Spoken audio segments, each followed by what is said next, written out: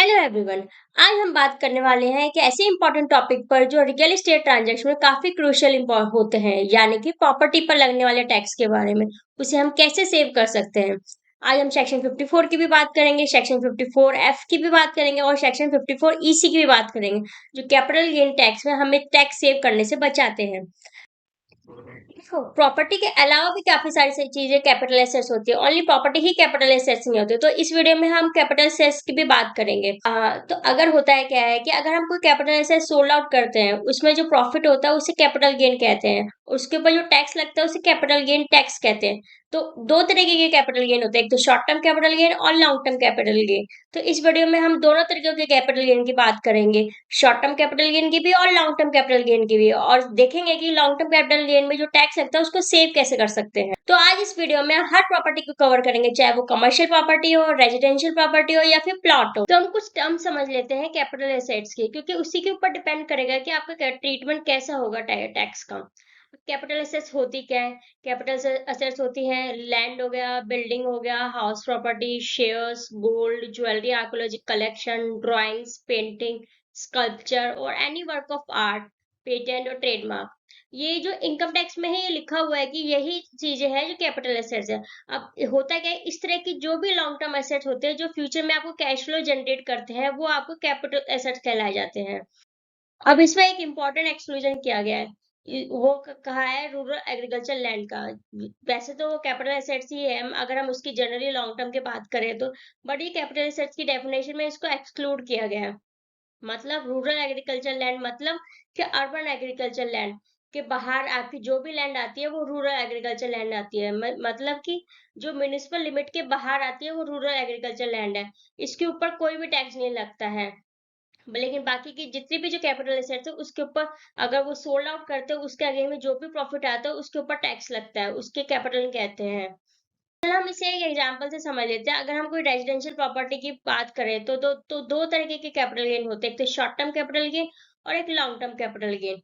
अब short term capital gain और long term capital gain को हम टाइम पीरियड के अकॉर्डिंग डिपेंड करता है कि वो लॉन्ग टर्म है कि शॉर्ट टर्म है। अगर शॉर्ट टर्म कैपिटल गेन है उसका टाइम पीरियड अगर लेस देन 24 मंथ्स है, अगर आपने कोई प्रॉपर्टी सोल्ड आउट की है और परचेज किया, उसका होल्डिंग पीरियड अगर 24 मंथ से कम है तो वो शॉर्ट टर्म कैपिटल गेन होता है। अगर उसका होल्डिंग पीरियड 24 मंथ और उससे ज्यादा है तो वो लॉन्ग टर्म कैपिटल गेन होता है। और टैक्स रेट कैसा लगता है शॉर्ट टर्म कैपिटल गेन में? Tax rate short term capital gain में स्लैब रेट के अकॉर्डिंग लगता है। अगर कोई पर्सन 30% के स्लैब रेट में आता है तो उसके ऊपर 30% के अकॉर्डिंग टैक्स लगेगा। अगर कोई पर्सन 20% के स्लैब रेट में आता है तो 20% के अकॉर्डिंग लगेगा। वहीं दूसरी तरफ long term capital gain tax में फ्लैट रेट 20% के अकॉर्डिंग लगता है। उसके ऊपर आपको एग्जाम्पशन मिल जाती है, दैट्स अ डिफरेंट थिंग। उसको हम आगे कवर करेंगे कि कैसे उसको एग्जाम्पशन मिल सकती है। अब इंडेक्सेशन बेनिफिट्स की बात करें, indexation benefit short term capital gain में कोई भी नहीं मिलता है। बट इंडेक्सेशन का मतलब क्या होता है? मतलब कि आपको महंगाई का कोई बेनिफिट नहीं मिलता। दैट मीन जितने की आपने प्रॉपर्टी परचेज की है, जितने में आपने सेल की है, उसको आप डिडक्ट कर ले तो जो भी आपका कैपिटल गेन होगा उसके ऊपर आपका शॉर्ट टर्म कैपिटल गेन का टैक्स लग जाएगा। वहीं दूसरी तरफ आपको long term capital gain tax में आपको इंडेक्सेशन का बेनिफिट मिल जाता है। अब दूसरे फायदे की बात करें कि शॉर्ट टर्म कैपिटल गेन में आपको एग्जेम्पशन भी नहीं मिलती है, वहीं दूसरी तरफ long term capital gain tax में आपको एग्जेम्पशन भी मिल जाती है। मैंने आपको बताया था कि हम तीन तरीकों से टैक्स सेव कर सकते हैं, तो इस वीडियो में हम तीनों तरीकों की बात कर लेते हैं कि long term capital gain tax आप कैसे सेव कर सकते हैं, रेजिडेंशियल प्रॉपर्टी में भी, कमर्शियल प्रॉपर्टी में और कोई भी प्रॉपर्टी हो तो उसमें भी। तो सबसे पहले हम बात करते हैं सेक्शन 54 की, जो कहता है रेजिडेंशियल प्रॉपर्टी के बारे में। इसके अंदर हम कौन बेनिफिट क्लेम कर सकता है? या तो इंडिविजुअल या फिर एचयूएफ जिसके पास कोई रेजिडेंशियल प्रॉपर्टी हो, उसकी ओनरशिप हो और फर्दर कोई रेजिडेंशियल प्रॉपर्टी परचेज करता है, तो ही वो सेक्शन 54 का बेनिफिट ले लेता है।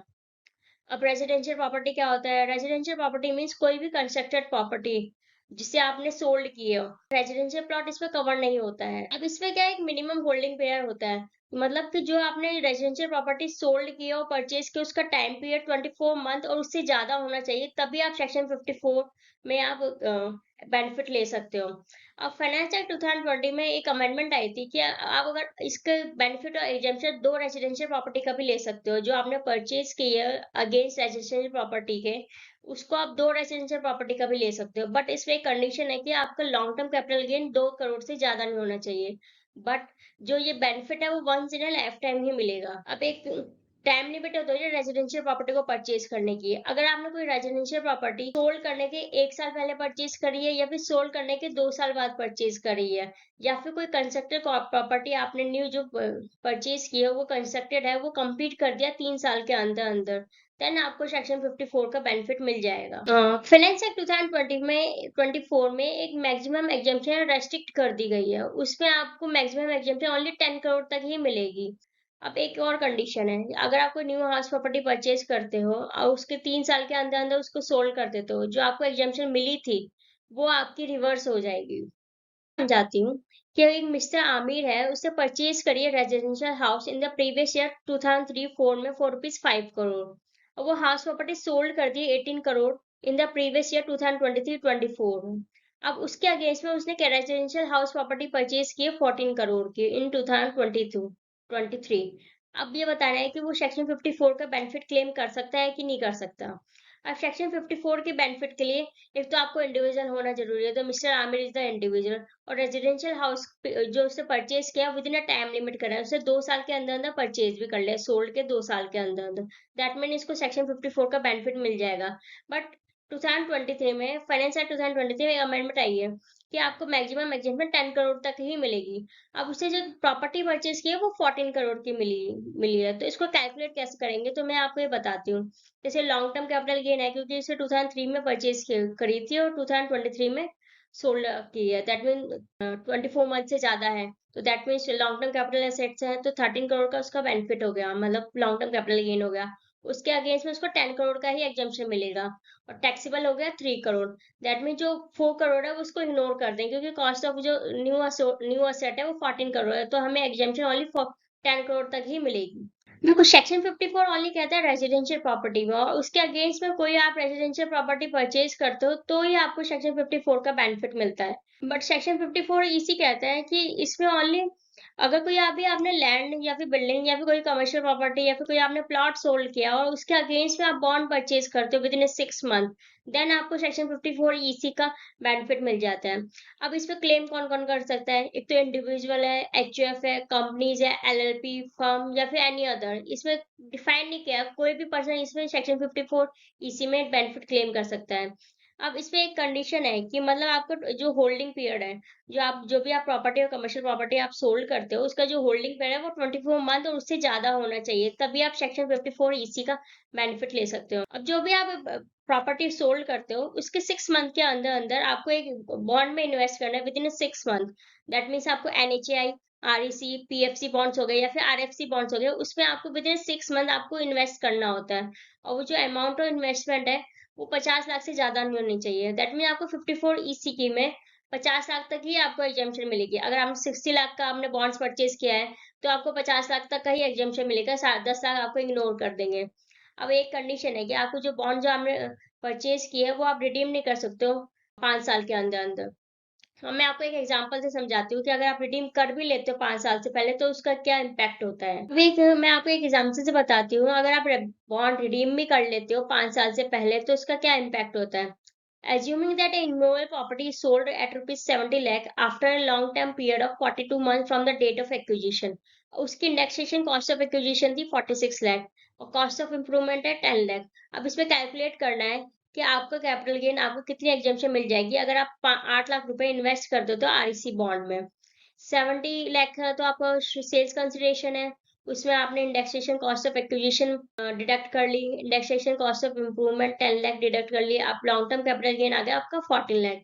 आपको 54 ईसी में आपको 8 लाख का बेनिफिट मिल जाएगा, इंजेक्शन मिल जाएगी, क्योंकि इसमें आपने 6 मंथ में अंडर अंडर ही आपने इन्वेस्ट कर दिया था आरईसी बॉन्ड में, तो taxable long term capital gain हो गया 6 लाख। अब इस केस में आप कैपिटल गेन बॉन्ड जो है वो कन्वर्ट कर देते हो कैश में before the date of maturity, that जो आपने जो इन्वेस्ट किया था, जो आपने एग्जाम्पशन क्लेम करी थी वो कैपिटल गेन टैक्सेबल हो जाएगी in the year of conversion, और वो भी लॉन्ग टर्म कैपिटल गेन होगा। अब मैं इसी एग्जाम्पल में बता दूं, अगर आप बॉन्ड्स है जो 8 लाख का वो आपने रिडीम कर लिया बिफोर द मेच्योरिटी डे, से इन द 2021 में आपने बॉन्ड को रिडीम कर लिया तो 8 लाख आपका टैक्सेबल हो जाए in the long term capital gain in the financial year 2021। देखो सेक्शन 54 तो यह कहता है कि अगर कोई आपने रेजिडेंशियल प्रॉपर्टी सोल्ड की है और उसी के अगेंस्ट में आपने कोई रेजिडेंशियल प्रॉपर्टी परचेज कर लेती है तो सेक्शन 54 का बेनिफिट मिल जाता है। अब बात करते हैं अदर देन रेजिडेंशियल प्रॉपर्टी, वो कवर करता है सेक्शन 54F। अब इसमें कौन कौन आते हैं, इसमें ओनली इंडिविजुअल और एचएफ आते हैं, ना ही तो वो कंपनी आ सकती है ना ही फर्म या फिर कोई और अदर एसोसी है, वो इसमें सेक्शन 54F में नहीं क्लेम होता है। अब इसमें भी लॉन्ग टर्म कैपिटल से अदर देन हाउस प्रॉपर्टी होना चाहिए। अब इसका भी एक होल्डिंग पीरियड होता है कि 24 मंथ से ज्यादा होना चाहिए आपको होल्डिंग पीरियड, तभी आप इसमें क्लेम कर सकते हो। और इसमें अदर देन हाउस प्रॉपर्टी होना चाहिए, मतलब हाउस प्रॉपर्टी के अलावा जो भी असेट आती है कैपिटल एसेट्स वो सेक्शन 54F में कवर होती है। दैट मीन्स गोल्ड हो गया, म्यूचुअल फंड आपने सोल्ड किया या फिर शेयर सोल्ड किया गो या फिर प्लॉट सोल्ड किया, कमर्शियल प्रॉपर्टी सोल्ड करी है, देन आप सेक्शन 54F का डिडक्शन ले सकते हो। अब इसमें भी एक टाइम पीरियड है कि अगर आप जब आप कोई भी long term capital asset sold करते हो उससे 1 साल से पहले पहले आपने रेजिडेंशियल प्रॉपर्टी परचेज करी है या फिर 2 साल के बाद परचेज किया है या फिर आपने कोई कंस्ट्रक्ट करी है कोई प्रॉपर्टी उसको कंप्लीट कर दिया गया है 3 year from the date of sale, then तभी आप एग्जेम्पशन क्लेम कर सकते हैं सेक्शन 54F का। अब इसमें एक कंडीशन है, जब आप सेल करते हो तो वो आपकी जो हाउस प्रॉपर्टी है वो एक से ज्यादा नहीं होनी चाहिए। अगर एक से ज्यादा है तो 54F का डिडक्शन नहीं मिलेगा, दैट मीन्स आपको एग्जेम्पशन नहीं मिलेगी। सेक्शन 54 में आप पूरी की पूरी कैपिटल गेन इन्वेस्ट कर देते हैं, बट सेक्शन 54F में आप और एंटायर सेल प्रोसीड इन्वेस्ट कर सकते हो। जब सेक्शन 54 का एक फॉर्मूला होता है उसको क्लेम करने के लिए, मतलब कितना आप क्लेम कर सकते हो एग्जेम्पशन सेक्शन 54F में। इसका एक फॉर्मूला है कि अगर आपकी कॉस्ट ऑफ न्यू एसेट जो आपने परचेज किया उसको मल्टीप्लाई कर देंगे कैपिटल गेन से डिवाइडेड बाय नेट कंसिडरेशन, तो वो आपके एग्जेम्पशन मिल जाएगी। तो मैक्सिमम एग्जेम्पशन आपको अप टू कैपिटल गेन ही मिलेगी। मैं एक्सप्लेन करके बताती हूँ मैं क्या कहना चाहती हूँ। अजय ने गोल्ड सोल्ड किया 15 लाख का, उस वो परचेज की थी फाइनेंशियल ईयर 16-17 में 5 लाख का, और उसने उसी के अगेंस्ट में सेकंड हाउस प्रॉपर्टी परचेज कर लिया 35 लाख में फाइनेंशियल ईयर 21-22 में। अब इसमें क्लेम बताना है कि 54F का आपको कितना एग्जेम्पशन क्लेम हो जाएगा। सेल्स कंसिडरेशन 15 लाख है, इंडेक्सेशन कॉस्ट ऑफ एक्विजिशन 600379, आपको लर्नर कैपिटल गेन निकल गया। अब उसमें इसमें एक प्रोपोर्शनेट मिलता है सेक्शन 54 का एग्जेम्पशन, दैट मीन्स आपकी कॉस्ट ऑफ न्यू एसेट थी 35 लाख मल्टीप्लाई बाय आपकी जो कैपिटल गेन आया 899,621 डिवाइडेड बाय 15 लाख जो आपका नेट सेल्स कंसिडरेशन है, इतना आपको मिल जाएगा एग्जाम्पशन। दैट मीन्स इसमें आपको इतना एग्जाम्पशन मिल जाती है 899,621। आज इस वीडियो में हमने सारी प्रॉपर्टी को कवर कर लिया है, चाहे वो रेजिडेंशियल प्रॉपर्टी हो, कमर्शियल प्रॉपर्टी हो या कोई प्लॉट हो। सेक्शन 54 तो रेजिडेंशियल प्रॉपर्टी को कवर करता है। अगर कोई आपने कमर्शियल प्रॉपर्टी सोल्ड करी है तो वो 54EC और 54F कवर करता है। आज का वीडियो यहीं तक था। अगर आपको ये वीडियो पसंद आई है तो इसको वीडियो को लाइक कीजिए और सब्सक्राइब कीजिए। अगर आपको कोई क्वेश्चन है या फिर कोई क्वेरी है तो इसको कमेंट बॉक्स में बताइए। Thank you.